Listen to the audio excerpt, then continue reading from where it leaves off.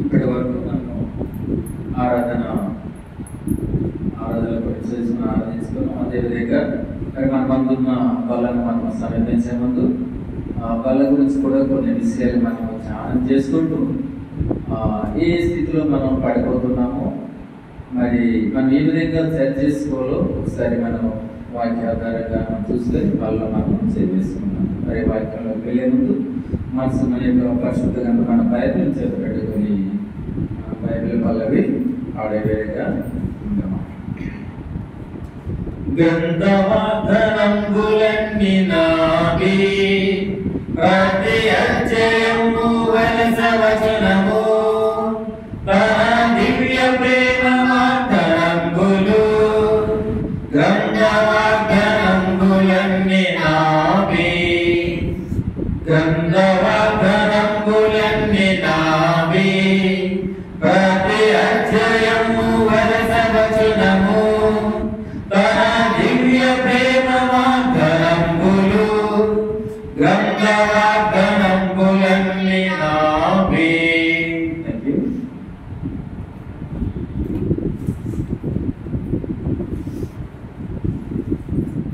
బల్ల వర్తమానంలో ఈ వారం మనం తీసుకోబోయే అంశం క్రైస్తవ స్వాతంత్ర్యం.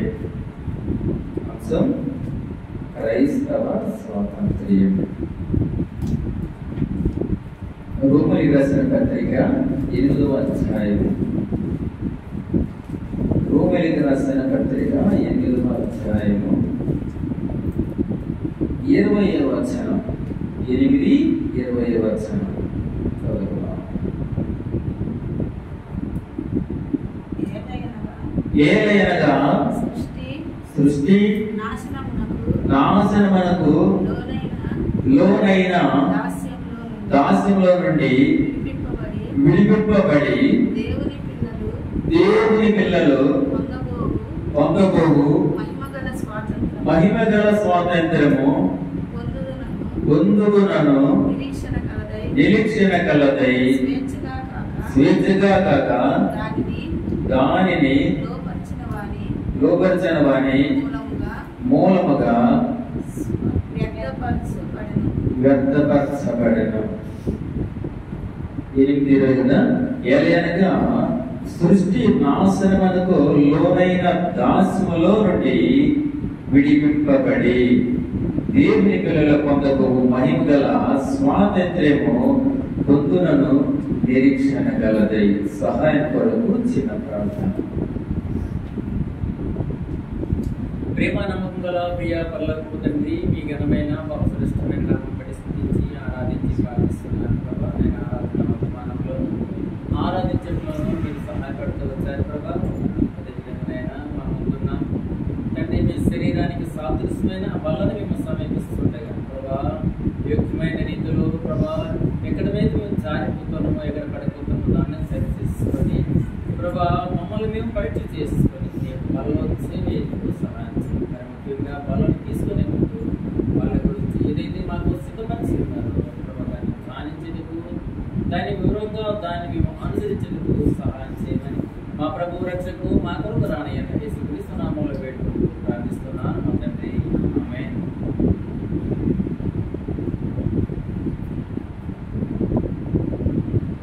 ఇక్కడ క్రైస్తవ స్వాతంత్రం అందరికీ ఉంది. అయితే రోమీయులకు రాసిన పత్రిక 8వ అధ్యాయం 20లో ఏముందంటే, ఏలయనగా సృష్టి నాశనమునకు లోనైన దాస్యములో నుండి విడిపింపబడి. అంటే ఈ సృష్టి అంటే మనం ఎక్కడ నాశనం అయిపోతున్నామో అటువంటి దాస్యములో నుండి మనల్ని విడిపించడానికి దేవుని పిల్లల పొందకు మహిమ గల స్వతంత్రం పొందుననే నిరీక్షణ గలదై. అంటే దేవుని పిల్లలకి మనము స్వతంత్రం పొందడం అంటే ఏంటంటే, ఈ సృష్టి నాశనం అయిపోతుంది. ఎందుకు నాశనం అయిపోతుందంటే సృష్టిలో పాపము కలుషితమైంది అనమాట. కాబట్టి ఎవరైతే ఆ పాపాన్ని ప్రేమిస్తూ పాప బంధకాలలో పాపానికి దాసులుగా ఆ పాపం యొక్క దాసత్వంలో ఉంటారో అటువంటి వారు సృష్టి నాశనానికి గురి అవుతారు. అటువంటి సృష్టి నాశనానికి మనం లోను కాకుండా అటువంటి సృష్టి నాశనం నుండి మనం అటువంటి దాస్యం నుండి విడిపడడానికి దేవుని పిల్లలుగా పొందబోయే గల స్వాతంత్రం మనం పొందువారిగా ఉంటున్నాం. అయితే మరి స్వాతంత్రం అనగా ఇక్కడ స్వాతంత్రం అనగా ఏంటంటే దాస్యము లేదా బానిసత్వము. అంటే స్వాతంత్రం అంటే బానిసత్వం నుండి విడుదల లేదా ఆ దాస్యం నుండి విడుదల. మరి ఎవరికైనా బందీ అయిపోయారనుకోండి, వారు చెప్పినవన్నీ చేయాలి, వారు ఎలా చెప్తే అలా చేయాలి. అప్పుడు మనకు స్వేచ్ఛ ఉండదు. మనమంతా కూడా వారు చెప్పినట్టుగా చేయాలి తప్ప కానీ నా అన్నదానికి అక్కడ అవకాశం ఉన్నదన్నమాట. అది దాన్నే బానిసత్వం అంటారు అనమాట. అయితే మనకి స్వాతంత్రం ఇచ్చి ఉన్నాడు దేవుడు, దాన్ని మనం అర్థం చేసుకుంటుంది. అయితే ఇప్పుడు మన దేశపరంగా చూసుకున్నట్లయితే మన భారతదేశానికి కూడా స్వాతంత్రం వచ్చిందని అంటున్నారు. చాలా సంతోషం. మన దేశానికి 1947 సంవత్సరంలో అర్ధరాత్రి 12 గంటలకు స్వతంత్రం వచ్చిందని చెప్పుకుంటున్నాము. చాలా సంతోషం. అయితే పాపం అనే దాస్యం లేదా బానిసత్వం నుండి మనకి విడుదల అంటే స్వాతంత్రం రాలేదని నేను అంటున్నాను. నేను అర్థం కాదు, వాటికి చెప్తుంది అనమాట. మనకి స్వాతంత్రం వచ్చిందని చెప్తున్నాము, సంతోషమే. కానీ పాపం అనే బానిసత్వం నుండి, పాపము నుండి, దాసత్వం నుండి మనం ఇంకా విడుదల పొందిన వారిగా అదే పాపాన్ని ప్రేమిస్తూ అదే పాపములో మనం ఉంటూ నరకానికి పాత్రులమైతుంటాం. అంటే ఇంకా మనకి స్వాతంత్రం రాలేదు. మన స్వతంత్రం ఎక్కడ కావాలి? పాపములో నుండి రావాలి. మనకి పాపములో నుండి స్వతంత్రము రావాలి. మరి ఈ మధ్య చూసినట్లయితే ఈ మధ్యనే రీసెంట్ గా మనం చూస్తున్నాము. మన ఆగస్టు 9వ తేదీన నేను వార్తల్లో చూస్తాను. ఆగస్టు 9వ తేదీన కలకత్తాలో చాలా భయంకరమైన పరిస్థితి మనందరం చూడటం జరిగింది. అదేంటంటే ఒక జూనియర్ డాక్టర్, ఆవిడ పేరు మౌమిత దేబ్నాథ్.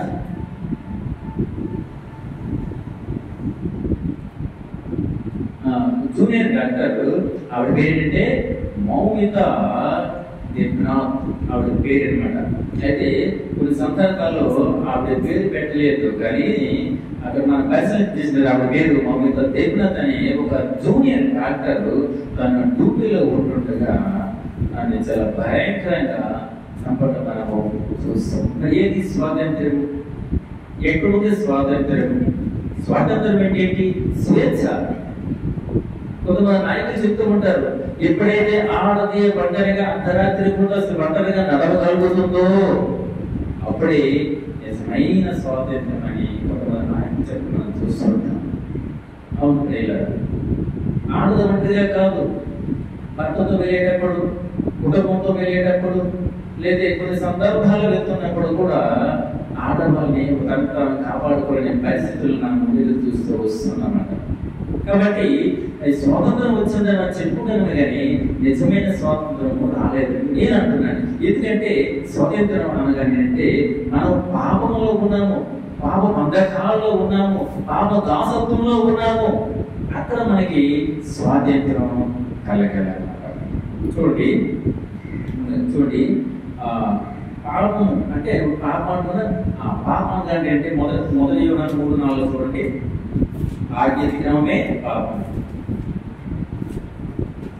మొదటి యోహాను 3:4 పాపం అనగా ఆజ్ఞ.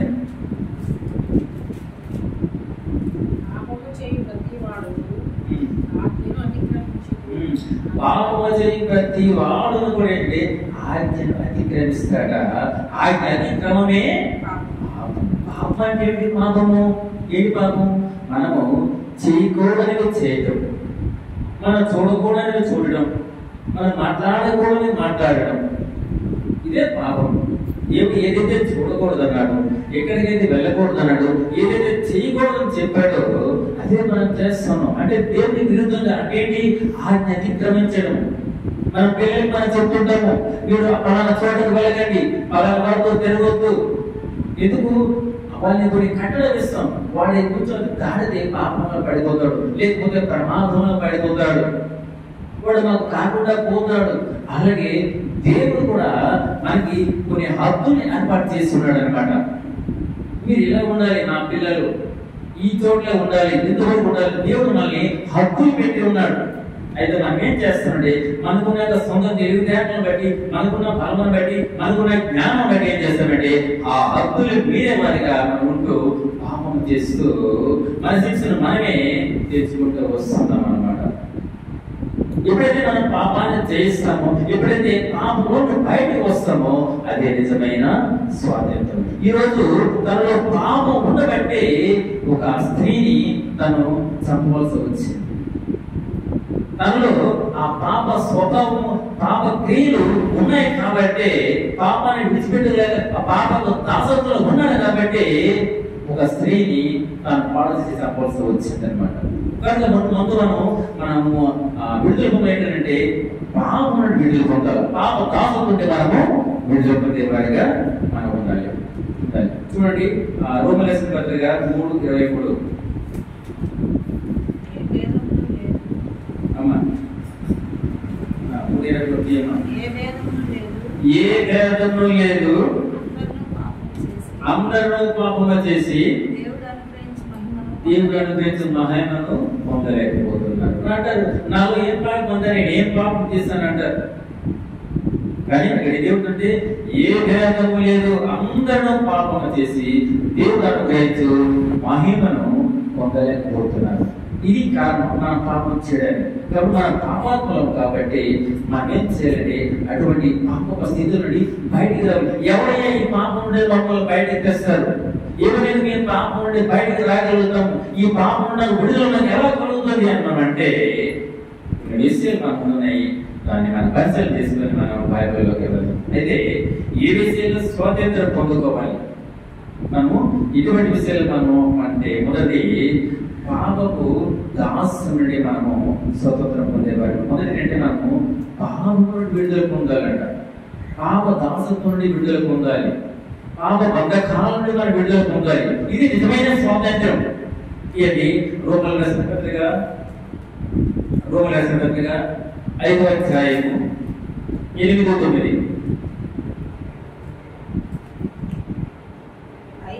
అయితే దేవుడు మన ఎడల తన ప్రేమను వెల్లడిపరుచుచున్నాడు. ఎట్లనగా మనమింకను పాపలమై ఉండగానే క్రీస్తు మన కొరకు చనిపోయాడు. చాలా చూసారా? అంటే మనము పాపం నుండి ఎలాగా మనం బయటికి పడాలంటే దేవుడు చెప్తున్న మాటలు ఏంటంటే మనమింకను పాపలమై ఉండగా, ఇది మన పాపమై ఉండగా క్రీస్తు మన వరకు చేరిపోయాడు.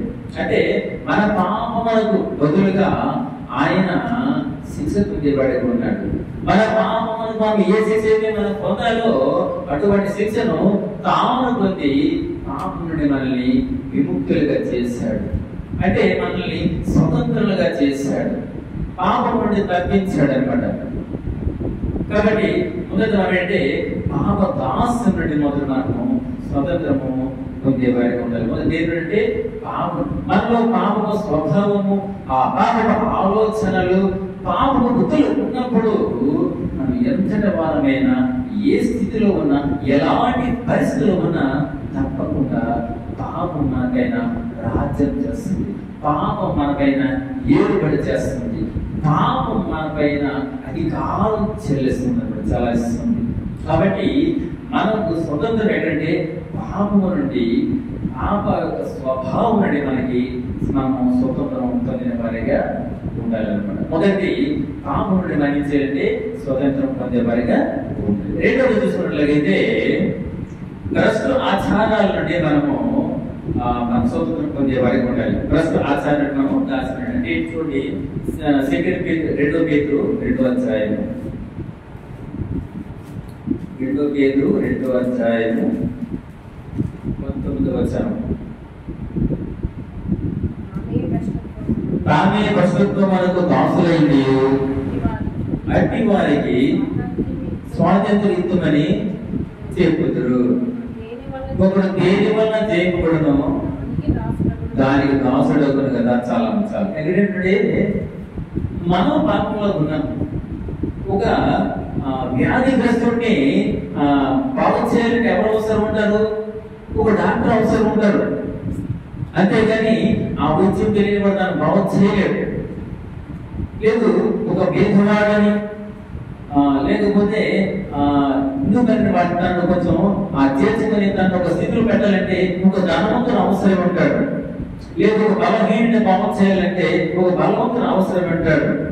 అలాగే రోగులో ఉన్నవాడికి డాక్టర్ అవసరం. అలాగే పాపములో ఉన్న మనకు మా పాపం నుండి విముక్తి చేయాలంటే మనకి ఎవరు అవసరం అంటే పాపము లేని వాడు అవసరం. పాపము లేని దేవుడే మనకు అవసరం. అంతేగాని పాపం కలుగు. కానీ ఈ లోకంలో చూడండి, ఆ ఎగ్జామ్ ఉదాహరణ నేను అనుకుంటాను, నా మనసులో దురుద్దేశాలు ఉంటాయి. నా మనసులో దేవుడి విరుద్ధమైన కార్యాలు చేస్తుంటాను. నా మనసులో భయంకరమైన స్థితులు ఉంటాయి. కానీ పైకి పెద్దగా మాట్లాడతాను, పెద్దగా కనిపిస్తాను, ప్రేమగా మాట్లాడతాను. కానీ మనసు నాలో మాత్రము పాపంతో స్నేహం చేసేవాడిగా ఉంటాను. మరి నేను పాపంలో ఉన్నవాడిని రక్షించగలనా? పాపంలో ఉన్నవాడిని ఓదార్చగలనా? పాపంలో ఉన్నవాడిని బయటకు తేయగలనా? ఎవరు చేస్తారంటే ఎవరైతే పాపం లేని వారిగా జీవిస్తారో, ఎవరైతే దేవుడిని ప్రేమిస్తూ దేవుని కట్టలను ప్రేమిస్తూ దేవుని కొరకు ప్రయాసపడి జీవిస్తారో అటువంటి వారు మాత్రమే పాపం అంధకాలం నుండి తెస్తారు. అంతేకాదు కానీ దేవుని యొక్క శక్తిని బట్టి, దేవుని యొక్క ప్రేమను బట్టి, దేవుని యొక్క గొప్ప త్యాగమును బట్టి మనము పాపం నుండి, పాప బంధకాల నుండి మనము బయటికి రావడం జరుగుతుంది. కానీ ఇక్కడ ఏముంటుందంటే చూడండి, నామే ప్రస్తుతం దాసులం అంటే నాలో చెడు కార్యాలు ఉన్నాయి. కానీ ఎదుటివారి చెడు కార్యముల గురించి, ఎదుటివారు చేస్తున్న పనుల గురించి ఎత్తి చెప్పేవాడిగా కూడా మనం ఉంటున్నాము.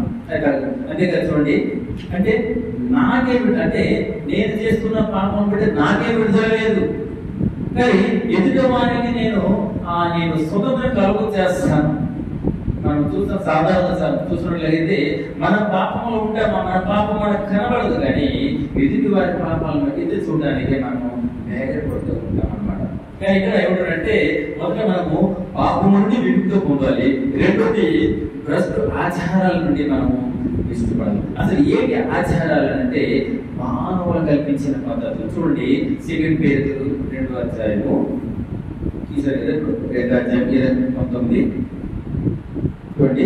తామే ప్రస్తుతం మనకు దాసులై ఉండేయు అంటే వారికి స్వాతంత్రం అంటే మనమే అంటే ఆ ప్రస్తుతానికి చెడతనానికి దాసులే, ఆ చెడతనానికి దాసులమే ఉండి దాసులు ఉండి నేను ఎదుటివారిని రక్షించాలంటే ఎక్కడ సాధ్యమవుతుంది? సాధ్యము కాదు. ఎందుకంటే మనం చూసినట్లయితే అందరూ కూడా సొంత పద్ధతులే. ఈ మధ్యనే మా కుదిరి గారు వాళ్ళు గృహ ప్రవేశం అయింది. ఆ తర్వాత 22 పెళ్లి కూడా అవుతుంది, మా కొడుకు పెళ్లి అవుతుంది. అయితే ఒక ఆయన వచ్చి చెప్తున్నాడు, ఏమని చెప్తున్నానంటే మీరు గృహ ప్రవేశం అయింది కాబట్టి మీరు ఎలా చేయండి అలా చేయండి చాలా గట్టిగా చెప్తుంటే కాన్సెప్ట్ పెట్టలేక నేను అడిగితే సమాధానం చెప్పలేకపోయాడు. అంటే ఇవన్నీ కూడా మానవులు కల్పించిన పద్ధతుల్నే దైవోపదేశములని ప్రకటన చేస్తారు. చూడండి సరే, మత్తయి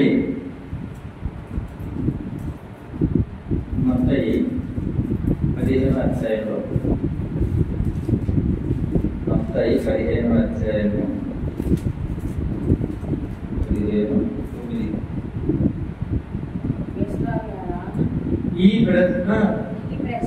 ఈ ప్రజలు తమ పెద్దలకు నన్ను గణపరచుదురు కానీ మనుషులు కల్పించిన పద్ధతులు దైవోపదేశం బోధించు. ఎందుకు చెప్తారంటే మనుషులు కల్పించిన పద్ధతులు చాలా మంది కూడా చాలా భయంకరమైన పరిస్థితులు ఎదుర్కొంటారు. ఏమనంటే దేవుడు మాట్లాడాడు, దేవుడు వీరంగా ఇలా చేయాలి, ఇలా చేస్తే మీకు మంచిదని చెప్పి అంటారు. కానీ ఇవన్నీ కూడా మనుషులు కల్పించిన పద్ధతులు. ఏది అజ్ఞానమైనది, ఏది అజ్ఞానమైనది, ఏది చేయవలసింది, ఏది చేయకూడదని మనము ఆలోచన చేసి వారిగా మనం ఉండాలి. అంతే తప్ప కానీ ఎవరో చెప్పారని మనము అలా చేయటం తప్పదు. వారి చెప్పట్లో మీరు చూడండి, అందులో సత్యం ఉందా? వారి చెప్పట్లో మీరు పరిశీలన చేయండి, ఆయన మాటలో వాస్తవం ఉందా?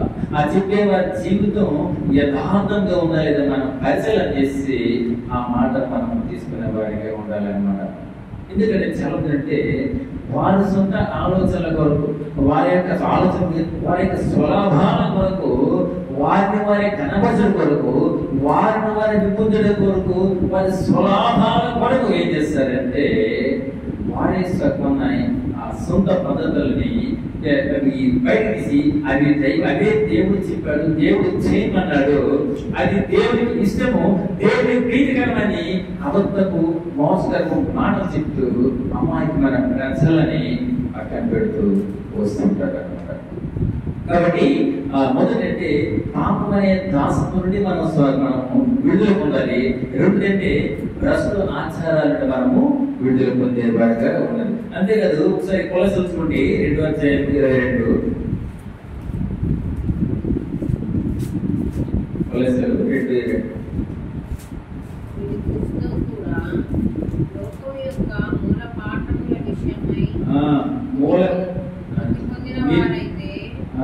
లోకంలో బ్రతుకుతున్నట్లుగా మనుషుల ఆజ్ఞలను పద్ధతులను అనుసరించి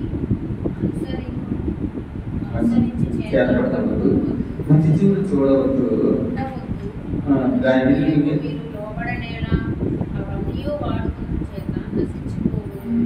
అంటే ఎవరైతే మనుషులు తమ సొంత పద్ధతులని, ఆ సొంత ఆలోచనల్ని, దైవోపదేశాలని బోధిస్తున్నారో అవన్నింటి కోసం ఏం రాస్తారంటే అవి అంటే పద్ధతులు మీరు దాన్ని పట్టుకొనవద్దు, రుచి చూడవద్దు, ముట్టవద్దు అని దేవుని వాక్యం సెలవిస్తుంది. కాబట్టి వాళ్ళకి ఎవరైనా మనసుకు చెప్పినట్లయితే మీరు ఆలోచించండి, అది దేవుని చిత్తమా, దేవుని చిత్తమా కాదా, అది దేవునికి ఇష్టమా కాదని మనం పరిశీలన చేసి దాన్ని ఆశ్రయించేవారిగా.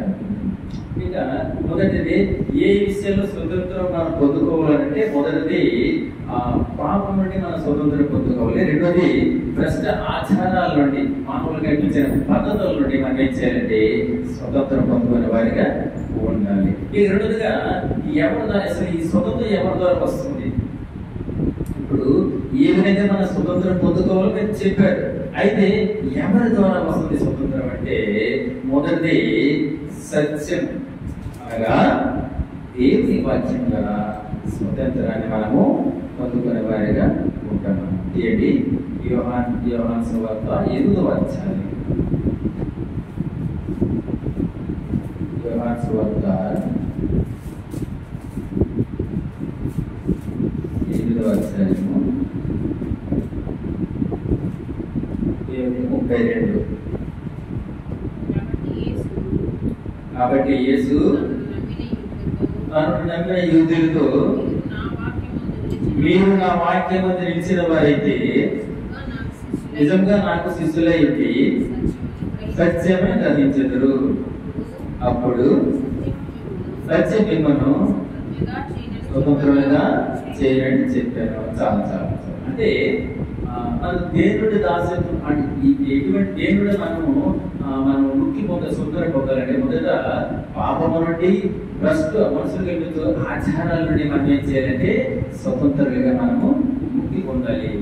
అయితే ఎవరి ద్వారా మనం పొందాలంటే మొట్టమొదటిగా ఏమిటంటే సత్యం ద్వారా మనము ముక్తి పొందే వారికి ఉంటాం. సత్యం అనగా దేవుని యొక్క వాక్యం. చూడండి ఇక్కడ రాసింది, చూడండి.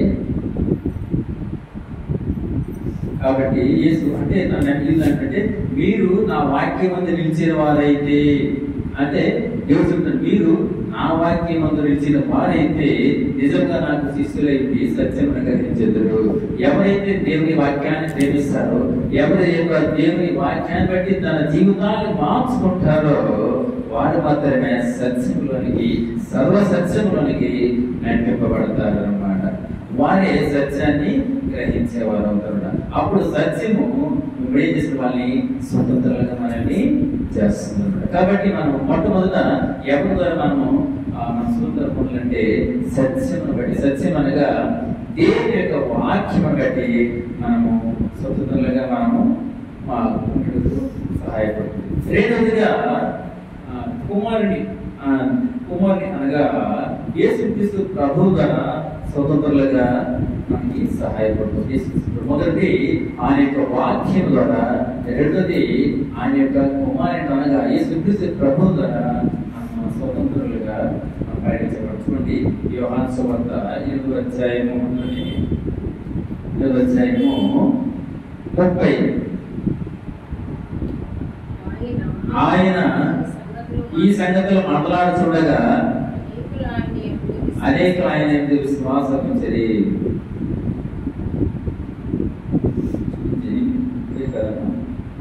36 కుమారుడు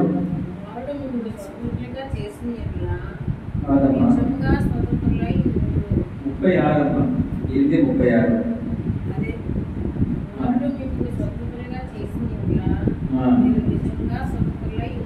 కొంచెం మేరకెళ్ళండి 39 దాసుడు ఎల్లప్పుడూ ఇంటిలో నివాసం చేయుడు, కుమారుడు ఎల్లప్పుడూ నివాసం చేయును. కుమారుడు మిమ్మను స్వతంత్రులుగా చేసి ఎడల మీరు నిజంగా స్వతంత్రులైతే. కుమారుడు ఎవరు?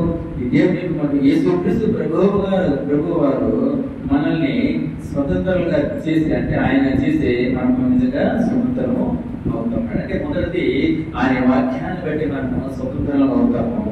రెండోది ఆ దేవుని యొక్క కుమారుడు అని యేసుక్రీస్తు వారి ప్రభువును బట్టి కూడా మనము స్వతంత్రులుగా అవుతాం. మూడోది చూసినట్లయితే పరిశుద్ధాత్మ ద్వారా కూడా మనము స్వతంత్రాన్ని పొందుకున్నట్టే. చూడండి 2 కొరింథీ 3వ అధ్యాయం 2 కొరింథీ 3వ అధ్యాయం 17వ వచనం. ప్రభువే ఆత్మ, ప్రభు యొక్క ఆత్మ ఎక్కడ ఉండను అక్కడ స్వాతంత్రం ఉండను. ఎందుకంటే పరిశుద్ధాత్మ అంటే దానంటే ప్రభువే ఆత్మ, దేవుడే ఆత్మ. ప్రభు యొక్క ఆత్మ ఎక్కడ ఉంటుందో అక్కడే మనం స్వతంత్రం పొందుకున్న వారిగా ఉంటాం. మొదటిది ఆయన యొక్క వాక్యం, సత్యం వాక్యం, ఆయన యొక్క వాక్యం ద్వారా మనము స్వతంత్రం పొందుకునే వారిగా, ఆయన వాక్యం ద్వారా మనకి స్వతంత్రం వస్తుంది. రెండోది ఆయన కంటే దేవుని యొక్క కుమార్తె ద్వారా మనకు స్వతంత్రం వస్తుంది. మూడోది దేవుడే ఆత్మ కనుక ఆయన ఆత్మ ఎక్కడుందో అక్కడే మనము స్వతంత్రంగా ఉంటాం. చెప్పండి, ఎక్కడైతే ఇద్దరు కూడి ఆయన నామాన్ని స్మరిస్తారో అక్కడ నేను ఉన్నానని దేవుడు చెప్తున్నాడు. కాబట్టి పరిశుద్ధాత్మ ద్వారా ఎవరైతే నింపబడి ఉంటారో, ఎవరైతే పరిశుద్ధాత్మ తన కార్యాలు చేయడానికి ఇష్టపడతారో, పరిశుద్ధాత్మ వారు నడిపింపబడతారో అటువంటి వారిలో ఏముంటుందంటే వారికి స్వాతంత్రం ఉంటుందన్నమాట. ఇక 4వ చూసుకున్నట్లయితే ప్రార్థన ద్వారా స్వాతంత్రం. ప్రార్థన ద్వారా తీయటి కీర్తనలు 50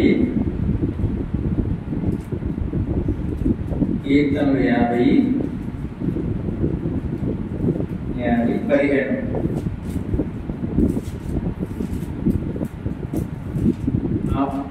ఆపత్కాలమున నీవు నన్ను కూర్చొని మొరపెట్టము, నేను నుండి విడిపించదను, నీవు నన్ను మహిమపరచెదవు. మొదటిది ఆయన యొక్క వాక్యం ద్వారా మన యొక్క స్వాతంత్రము, రెండోది ఆయన యొక్క కుమారుని ద్వారా మన యొక్క స్వాతంత్రము, మూడోది పరిశుద్ధాత్మ ద్వారా మనకు స్వాతంత్రము, 4వ చూడగలిగితే ప్రార్థన ద్వారా కూడా మనకి స్వాతంత్రం.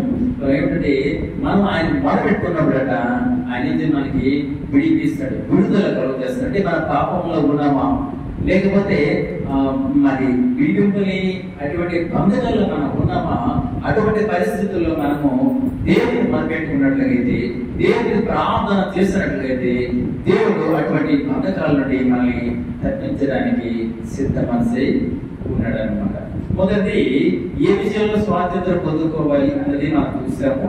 మరి రెండోది ఎవరి ద్వారా స్వాతంత్రం వస్తుందో చూసాము.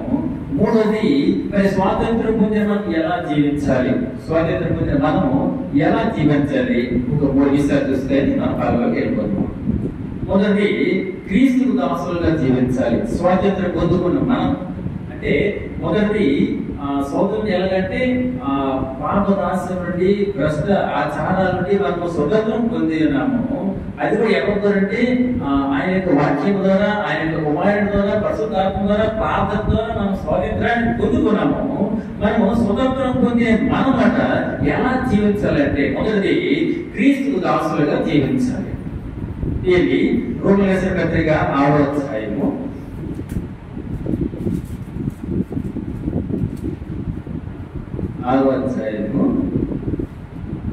22వ వచనం. 6:22. అయినను ఇప్పుడు పాపం నుండి విమోచింపబడి దేవునికి దాసులైనందున పరిశుద్ధత కలుగుటయే మీకు బలము, దాని అంతము నిత్య జీవము. మనకి దాన్ని కోరుకునేది మన దేవుడిగా మనకి నిత్య జీవం కావాలి. నిత్య జీవం కావాలంటే మనం ఏం చేయాలంటే పాపం నుండి మనం దాస్యం పొందాలి. మనుషులు కల్పించిన పద్ధతులను మనం దాస్యం కలగాలి. అవి ఎక్కడికి వస్తాయంటే మొదటి వాక్యం నుండి, ఆయన కుమారుడు నుండి, పరిశుద్ధాత్మ ద్వారా, ప్రార్థన ద్వారా వస్తాయి. అయితే అటువంటి విషయాలు మనం స్వతంత్రం పొందిన మనము ఎలా ఉందంటే క్రీస్తుకు మాత్రం మనము దాసులుగా ఉండాలన్నమాట. అంటే మనము పాపం కూడా తప్పించబడ్డాము. ఎవరైతే మన పాపం కూడా తప్పించారో అటువంటి మనము బిడ్డలుగా, దాసులుగా మనము జీవించే వారిగా ఉంటూ ఉంటాము. చూసారా, ఇప్పుడు పాపం విమోచింపబడి దేవుని దాసులైన పరిశుద్ధత కలిగితే మీకు బలము, దాని అంతము నిత్య జీవం. నిత్య జీవం కావాలంటే మనం ఏం చేయాలంటే దేవునికి దాసులై ఉండాలన్నమాట. అంటే మనం దాసత్వం నుండి పాపం అనే దాసత్వం నుండి పాపం నుండి దాసత్వం మనము విముక్తి పొంది దేవునికి దాసులుగా, దేవుని పిల్లలుగా ఆయన మనం గుర్తించిన వారిగా మనం జీవించుటే నిత్య జీవం. అది మొదటిది. రెండోది ఇంకా మనం ఎలా జీవించాలంటే రెండోది నీతికి దాసులుగా ఉండాలి. మొదటి క్రీస్తుకు దాసులుగా ఉండాలి. రెండోది నీతికి దాసులుగా ఉండాలి. రోమీయులకు రాసిన పత్రిక 6వ అధ్యాయము 11వ వచనం. మరియు మీ అవయములను దుర్నీతి సాధనములుగా పాపము అప్పగింపబడి అయితే మృతుల్లో నుండి సజీవులు కనుకొని మిమ్మల్ని మీరే దేవునికి అప్పగించుకొనుడి. మీ అవయములను నీతి సాధనముల కొరకు దేవునికి అప్పగించండి. అంటే మనండి నీతికి దాసులుగా ఉండాలి. నీతికి దాసులు ఉండాలంటే ఆ దేవుడు మనకి ఇచ్చిన మన యొక్క అవయములతో కేవలం దేవుని స్తుతించి కనపరచకు దేవుని కొరకు మనం వాడబడి చేయాలి. కానీ దేవునికి ఇష్టం లేని పాప కార్యములను లేకపోతే మనుషులు కల్పించిన ఆ పద్ధతుల కొరకు మన యొక్క అవయాలను మనం ఏం చేయాలంటే దాన్ని చేతపరచకూడదు అనమాట. ఎందుకంటే మొదట మనం ఆయన తప్పించానంటే మనల్ని దాసత్వం, పాపమైన దాసత్వం నుండి ఆచారాలను దాసత్వం తప్పించిన ఆ దేవునికి మనం ఏం చేయాలంటే ఆయనకి మనము దాసులుగా జీవించాలి. ఇంకా నీతికి దాసులుగా ఉండాలి. నీతికి దాసులుగా జీవించడం అంటే మిమ్మల్ని మీరు దేవుని అప్పగించుకొనుడి. మీ అవయవాలను నీతి సాధనలుగా, అంటే మనకు అవయవాలు దేనికోసం అంటే మంచి కొరకు, నీతి కొరకే దాన్ని ఉపయోగపడేటట్లుగా మనం వాడుకోవాలి. మొదలు చెప్పారు కదా, మనం చేయకూడదు అనే దాని వైపు మనం చేయకూడదు, వెళ్ళకూడదు చోటుకు వెళ్ళకూడదు, చూడకూడదు చోటుకి చూడకూడదు అన్నమాట. దేవుడు ఏదైతే మనకు ఆజ్ఞాపించాడు, ఏదైతే మన జీవితంలో కార్యం జరిపిస్తుండో దాన్ని బట్టి మనం ఆనందిస్తూ సంతోషిస్తూ దేవుని మనము ఆయనపరచవారిగా. మూడవదిగా చూసినట్లయితే ఒకరికొకరు దాసులుగా జీవించాలి. మొదటిగా ఏమంటే క్రీస్తుకు దాసులుగా ఉండాలి. రెండోది నీతికి దాసులుగా ఉండాలి. మూడోది ఒకరికొకరము దాసులుగా జీవించాలి. గలతీయులకు రాసిన పత్రిక 5వ అధ్యాయము, గలతీయులు 5:13. సహోదరులారా, మీరు స్వతంత్రులుగా ఉండుటకు పిలువబడితే అయితే ఒక మాట, ఆ స్వాతంత్ర్యమును శారీరక క్రియలకు హేతు చేసుకొనగా ప్రేమ కలిగిన వారై ఒకరికొకడు దాసులై ఉండి. చాలు చూసారంటే సహోదరులరా, మీరు స్వతంత్రులుగా ఉండటకు పిలువబడితే, మనం దేనికోసం పిలువబడమంట? పాపంలో ఉండడానికి పిలువబడలేదు. పాపం యొక్క ప్రతిఫలాన్ని మనం పొందుకోవడానికి పిలువబడలేదు. మనుషులు కల్పించిన పద్ధతులు ఆచరించేది మనం పిలువబడలేదు. కానీ మనము స్వతంత్రంగా ఉండేటకు పిలువబడ్డాము. అయితే ఒక మాట ఏమిటంటే, ఆ స్వాతంత్రమును శారీరక క్రియలకు ఎదురుగా, ఆ స్వాతంత్రం మీ శరీర క్రియల కొరకు, అంటే ఆ దేవుని ఇష్టమే కార్యముల కొరకు కాక, ఏమంటే ప్రేమ కలిగిన వారై ఒకరినప్పుడు దాసులే ఉండండి. ఒకరినొకరు ప్రేమించుకునండి, ఒకరి యోగక్షేమాలు ఎక్కువగా తెలుసుకోండి, ఒకరికొకరు ఎక్కువ ప్రయాసం పడుతూ దేవుని కొరకు జీవించడానికి దేవుని వాక్యానికి సెలవిస్తూ వస్తుందన్నమాట. కాబట్టి మనము స్వతంత్రం వచ్చిందని అందరితో సంతోషపడుతున్నాం, కానీ పాపం అనే ఆ బానిసత్వం నుండి, లేకపోతే మనుషులు కల్పించిన పద్ధతుల నుండి మనకి స్వాతంత్రం రాలేదని మనం తెలుసుకున్నాము. అంతేకాదు, స్వతంత్రం మనకి ఎలా వస్తుందంటే మొదటి సత్యమైన దేవుని వాక్యం ద్వారా మన స్వతంత్రం వస్తుంది. దేవుని కుమారుడిని బట్టి యేసుక్రీస్తు ప్రభువు ద్వారా మనకి స్వతంత్రం వస్తుంది. అంతేకాదు, కానీ ఆయన యొక్క పరిశుద్ధాత్మ ద్వారా మనకు వస్తుంది. అంతేకాదు, ఇంకా ప్రార్థన ద్వారా కూడా మనకి స్వతంత్రం వస్తుంది. అయితే స్వతంత్రం మనము ఎలా జీవించాలంటే, మొదటి మనము క్రీస్తు దాసులుగా జీవించాలి. రెండోది నీతికి దాసులుగా జీవించాలి. మూడోది ఒకరినొకరు ప్రేమించుకుంటూ ఒకరు దాసులుగా జీవించుతూ ఉండాలి. వచ్చేవారు మన కళ్ళకు వెళ్ళే ముందు 2 కొరింథీయులు 11వ అధ్యాయము 28వ వచనం చూస్తే మన కళ్ళకు వెళ్ళిపోతాం. 2 కొరింథీయులు 11వ అధ్యాయము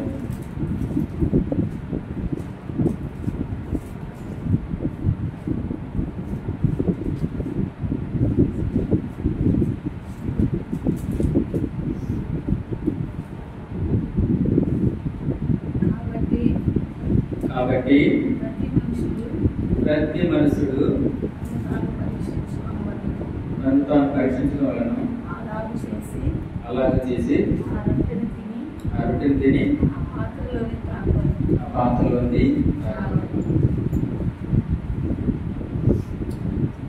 కాబట్టి ప్రతి మనుషుడు తను తాను పరీక్షించుకోవాలను, అలాగ చేసి ఆ రొట్టెని తిని ఆ పాత్రలోని త్రాగవలను. కనుక ఇప్పటి వరకు ఆ పాపం అనే బానిసత్వం నుండి, పాపం అనే దాసత్వం నుండి, అలాగే ఆచారం అనే ఆ బానిసత్వం నుండి, అలాగే అంటే ఆచారం అనే అటువంటి బంధకాల నుండి మనం ఉండట్లేదు. దాని నుండి మనము స్వతంత్రం విషయంలో మనము పరీక్ష చేసుకోవాలి. ఇప్పటి వరకు నేను పాపం అనే బంధకాలు ఉన్నానా, లేదు దాని నుండి స్వతంత్రం పొందానా, లేకపోతే మనుషులు కల్పించిన పద్ధతుల్ని దైవోపదేశాలుగా భావించి అటువంటి వానికి నేను అటువంటి బానిసత్వంలో ఉన్నానా, లేకపోతే నేను స్వతంత్రం పొందాన్ని మనం పరీక్ష చేసుకున్నాం. అదేవిధంగా విడుదల పొందిన మేము అటువంటి పరిస్థితులు విడుదల మనము ఇటువంటి విషయాలు మనం దొరుకుంటే క్రీస్తు దాసులుగా ఉండాలి, నీతికి దాసులుగా ఉండాలి, ఒకరినొకరు ప్రేమించుకుంటూ మనము దాసులు కొంటూ దేవుని మనము కనపరిచే వారిగా ఉండాలి.